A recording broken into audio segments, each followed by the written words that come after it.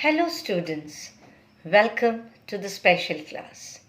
As regular classes have been disrupted due to the ongoing restrictions, we will be going through our course through these videos. I will first begin with civics, and your first chapter is on the Union Parliament, which you have done earlier also, but in class 10th you need to do it in much more detail. The Union Parliament comprises of the President, the Lok Sabha and the Rajya Sabha. It is the law-making body. But before I go on to explaining the term and the qualifications required to be a member of the Lok Sabha, the Rajya Sabha or to be a President of India, I would like you to understand the meaning of a federal setup. What is a federal setup? A federal setup means that we have union government as well as state governments. In a federal setup, the administrative powers are divided between the union government and the state governments by the constitution. However, both of them are supreme within their respective domains. It is very interesting to note that the union government as well as the state governments, they draw their authority from the constitution.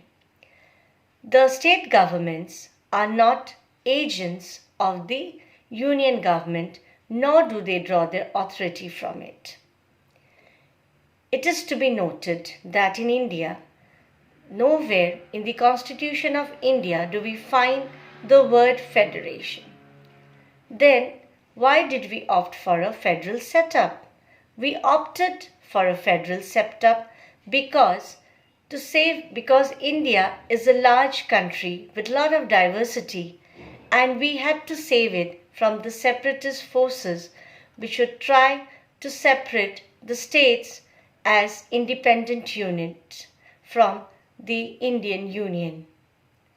We have the Supreme Court at the top of the judiciary to prevent any action against the provisions of the Constitution. The Constitution of India has also made provisions for the distribution of revenue between the center and the state.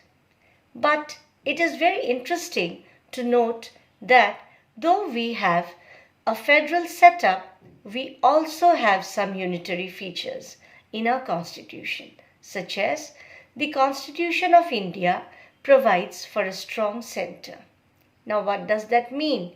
It means that there are three lists, as you have already studied.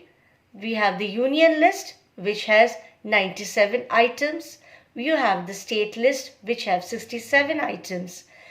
The union government can legislate over the items mentioned in the union list, and the state government can legislate over the items mentioned in the state list.